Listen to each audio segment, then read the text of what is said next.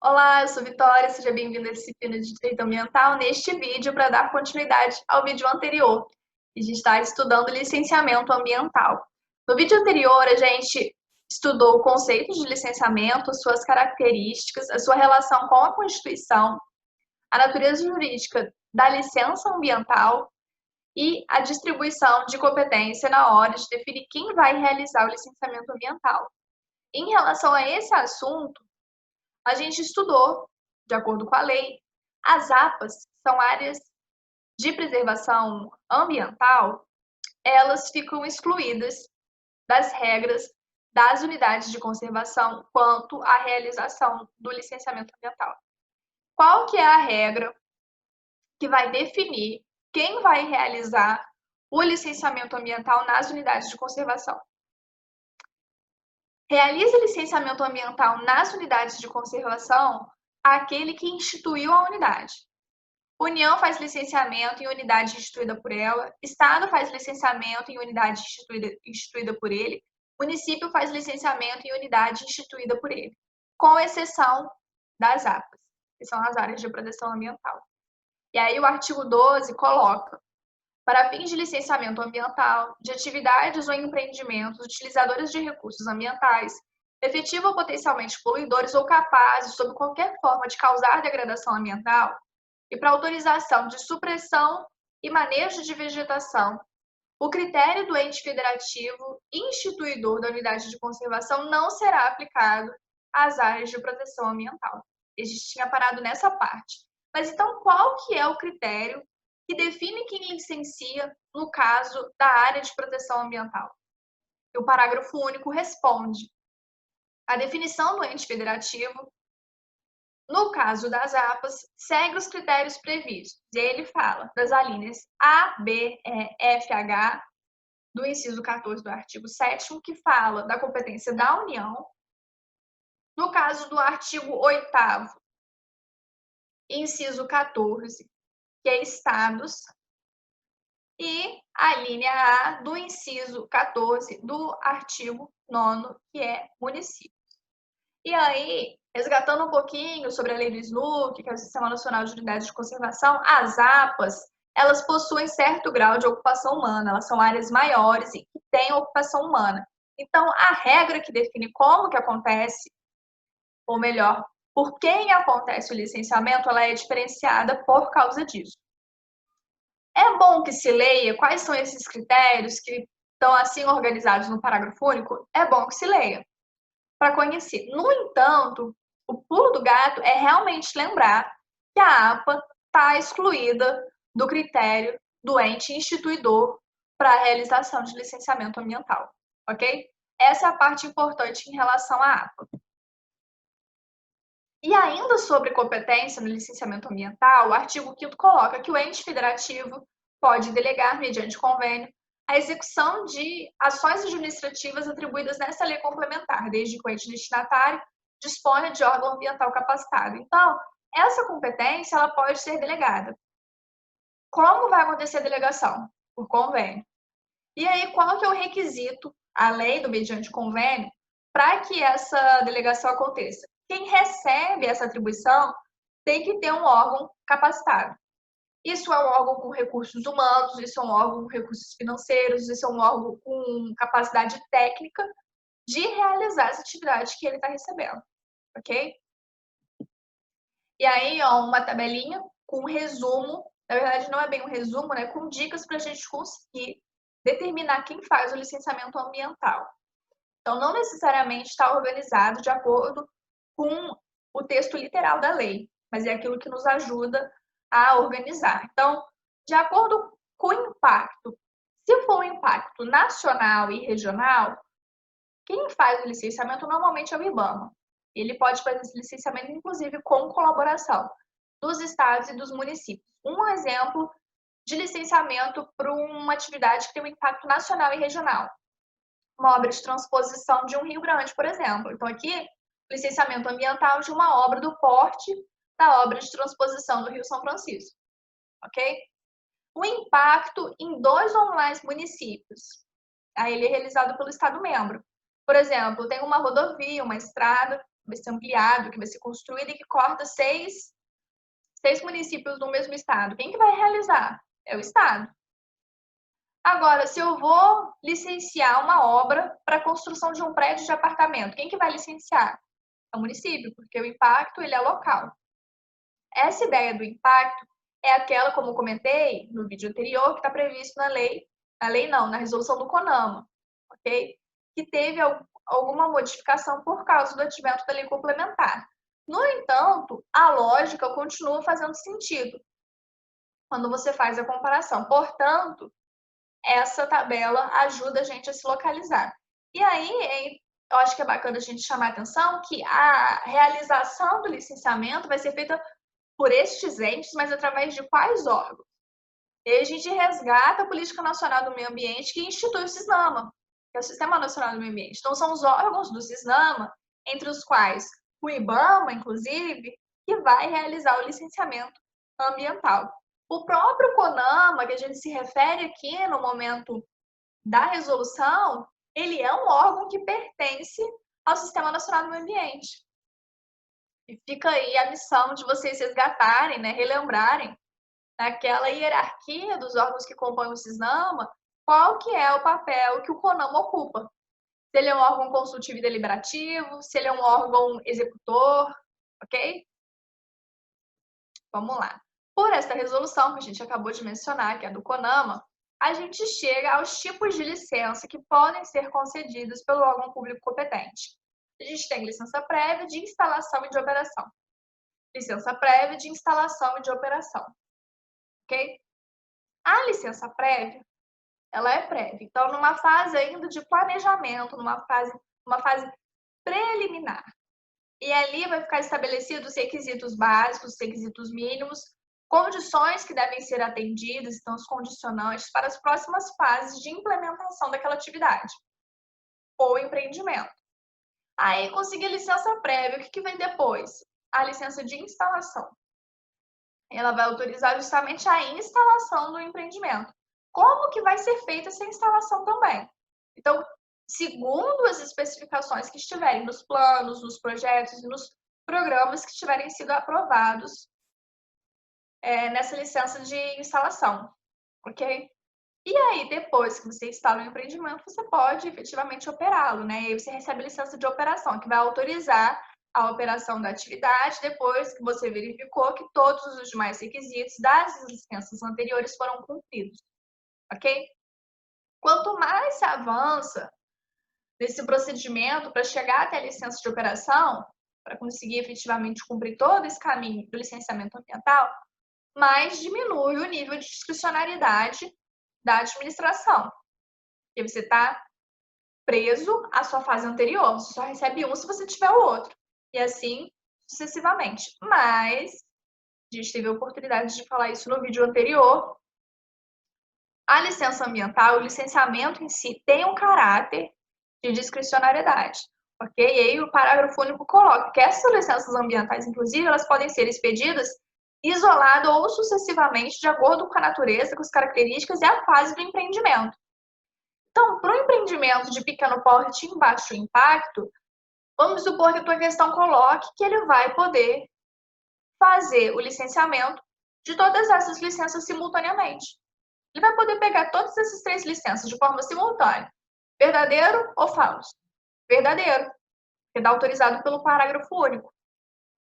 Então, uma atividade de pequeno porte, de baixo impacto, não tem por que você ficar para cada uma, ainda mais quando você tem autorização legal.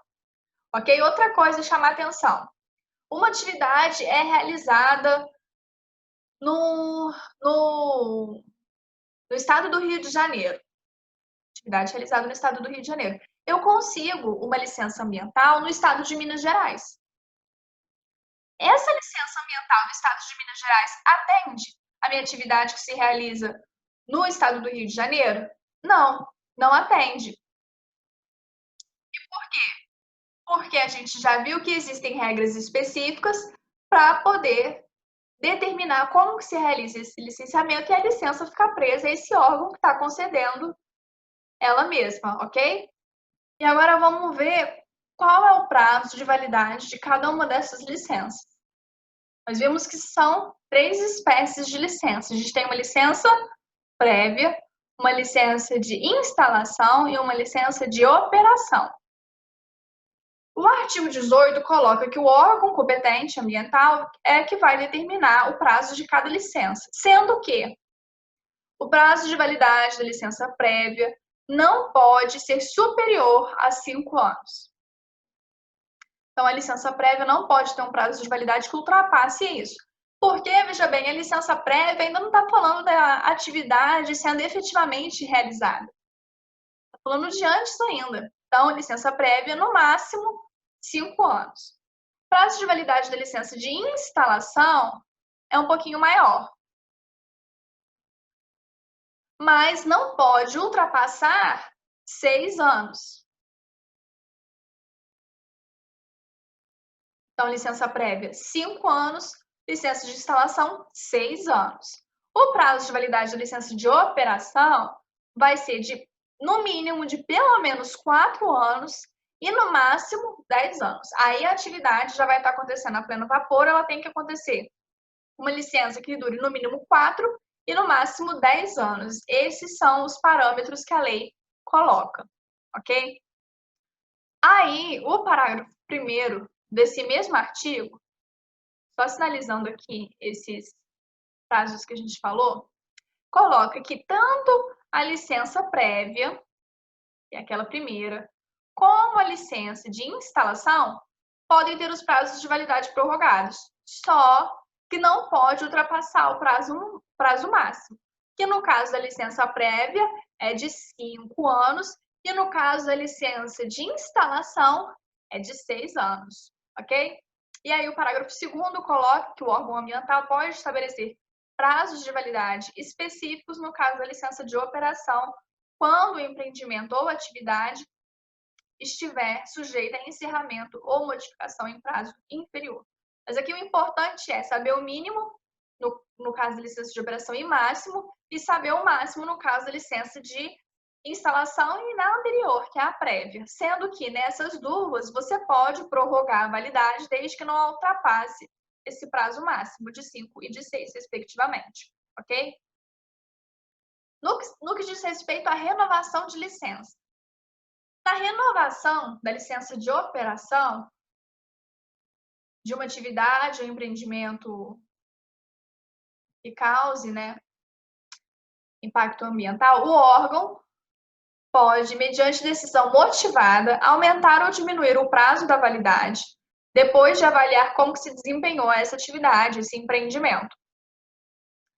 Segundo, o período de vigência anterior. Então, no caso de licença de operação, pode haver, no momento de renovação, por decisão motivada do órgão ambiental competente, o aumento ou a diminuição do prazo de validade, uma vez realizada a avaliação do desempenho ambiental da atividade ou empreendimento. A renovação da licença de operação tem que ser requerida com antecedência de 120 dias antes de expirar o prazo de validade. 120 dias antes de expirar o prazo de validade, eu tenho que dar entrada nesse pedido de renovação da minha licença.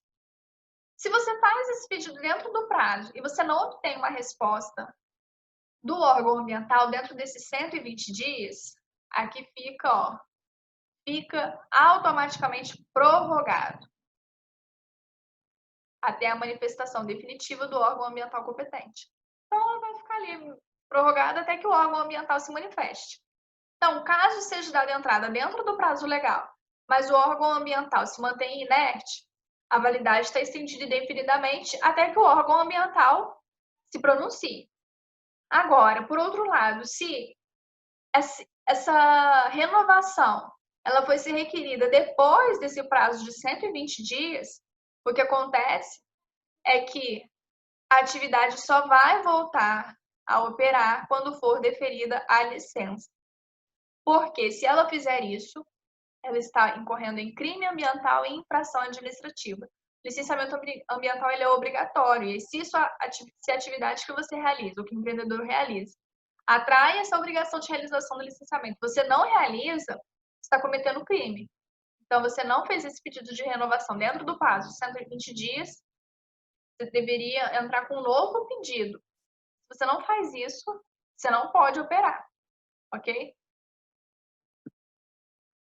No artigo 19, a gente tem hipóteses em que o órgão público competente, o órgão ambiental, pode modificar as condicionantes que estão ali dentro da licença ambiental. E aí, como que ele vai fazer isso? E em que circunstâncias ele vai fazer isso? Primeiro, que o órgão ambiental competente, ele tem que apresentar uma decisão motivada para fazer isso. Então, mediante decisão motivada, ele pode modificar as condicionantes e as medidas de controle e adequação. Ele pode, além de modificar, ele pode suspender, ele pode cancelar uma licença que já foi expedida. Quando houver violação ou inadequação das condicionantes ou normas legais. Então, tem uma condicionante ali, ela não foi cumprida ou ela não está em harmonia com o que prevê a norma legal. Quando houver omissão ou falsa descrição de informação que foi importante para o próprio processo de licenciamento de forma deliberada, a fim de viabilizar esse trâmite, ou no caso de superveniência de graves riscos ambientais e de saúde. Aí você pode, no caso do órgão ambiental, por decisão motivada, modificar, suspender ou cancelar uma licença que já foi expedida, ok? Aí aqui eu trouxe duas tabelinhas para a gente poder organizar o raciocínio. A gente tem a revisão definitiva e a gente tem a revisão temporária. A revisão temporária é uma espécie de suspensão. Quando a gente está falando de uma revisão temporária de licença ambiental, a gente está falando de cancelamento.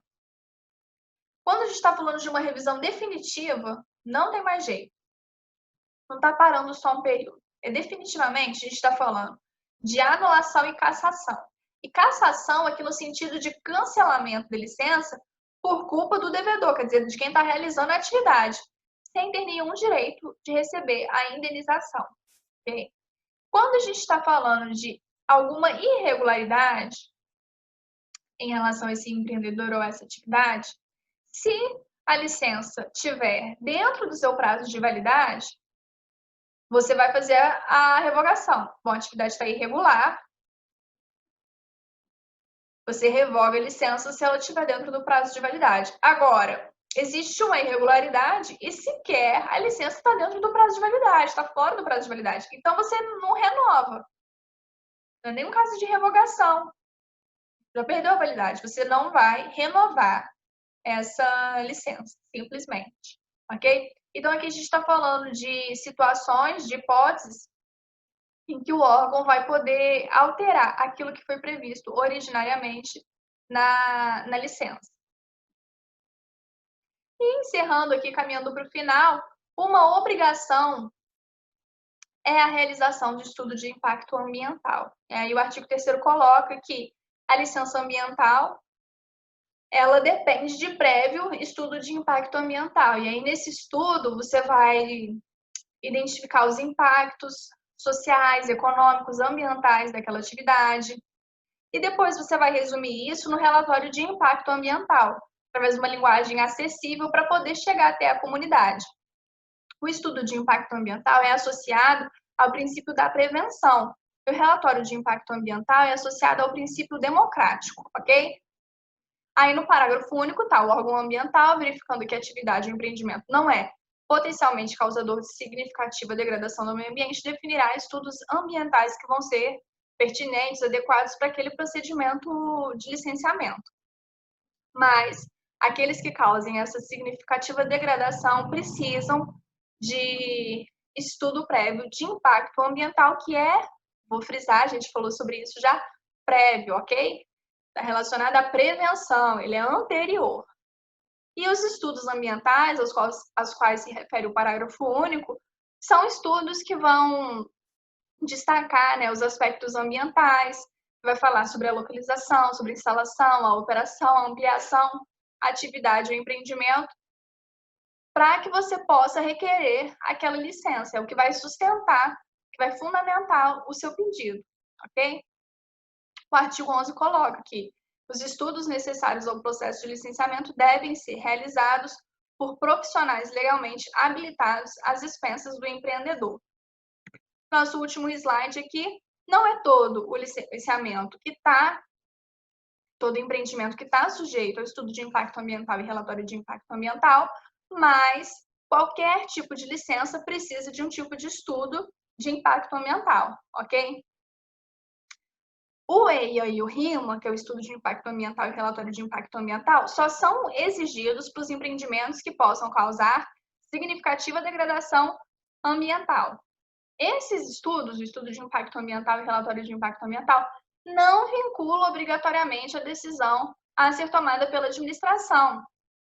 Então, no vídeo anterior, quando a gente falava sobre a natureza da licença ambiental, a gente teve a oportunidade de comentar que ela não é um ato administrativo vinculado, existe uma margem de discricionariedade. Isso aqui aparece de forma bastante evidente agora.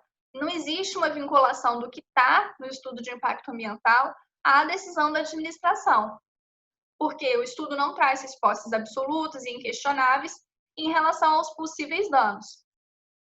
É um estudo detalhado sobre a atividade que pode vir a ser implementada caso seja aprovada, que vai demonstrar os prós e os contras do ponto de vista do impacto econômico, social e ambiental, uma vez que esse projeto seja efetivamente implementado. Para finalizar, antes de me despedir, destacar que durante o licenciamento ambiental podem acontecer audiências públicas, que estão relacionadas justamente à divulgação do conteúdo do relatório de impacto ambiental, que vem concretizar mais uma vez o princípio democrático. Portanto, durante o procedimento de licenciamento ambiental, que perfaz essas etapas de licença prévia, de instalação e de operação, há possibilidade de realização de audiências públicas, ok? Bom, sobre licenciamento ambiental é isso. Leiam aí esses dispositivos que estão na Lei 6938 de 81, que estão na Lei Complementar número 140 de 2011, que estão também na Resolução número 237 de 97 do CONAMA. Bons estudos, espero vocês no próximo vídeo com a resolução de algumas questões. Um beijo e até lá!